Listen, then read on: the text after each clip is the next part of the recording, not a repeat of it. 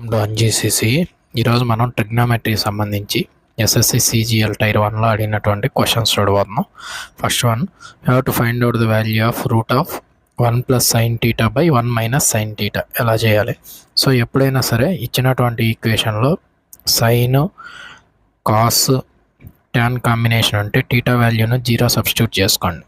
వీటితో పాటుగా cosecant, secant, cot ఉన్నాయంటే θ వాల్యూను 45 degrees సబ్మిట్ చేసేయండి.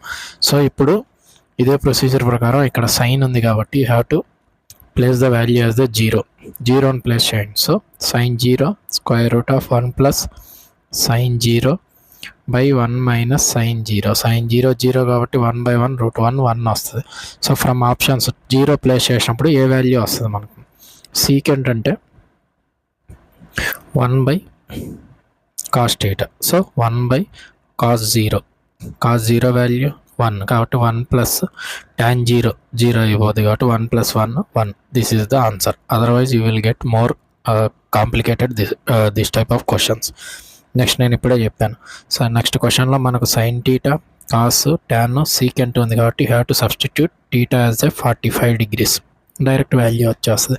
45 degrees అంటే sin 45 1/√2 minus sin cube θ 1/√2³ /2 into cos cube ఇచ్చాడు కాబట్టి cos 45³ minus cos θ 1/√2.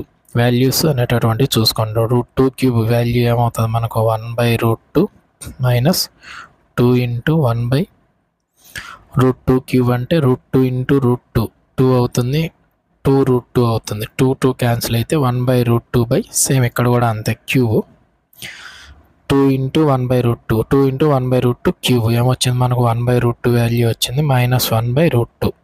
Numerator denominator same కాబట్టి క్యాన్సిల్ చేసేసుకోండి. ఇంటూ 1/tan θ బదులు ఎంత పెట్టాను? 45. 1/tan 45 అంటే tan 45 value 1 minus secant square θ. What is the value of secant square θ?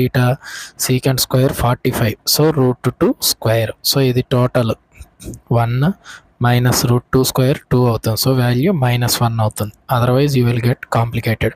So ఇది ఇంకోసారి గుర్తుపెట్టుకోండి. sin θ, cos θ, tan θ ఉన్నప్పుడు θ వాల్యూ 0. అలా కాకుండా సైన్, కాస్, tan కాంబినేషన్తో పాటు కొసీకెంట్, సీకెంట్, కాట్ ఉన్నప్పుడు tan 45. ఇవి టైప్ 1లో అడిగిన క్వశ్చన్. Thank you.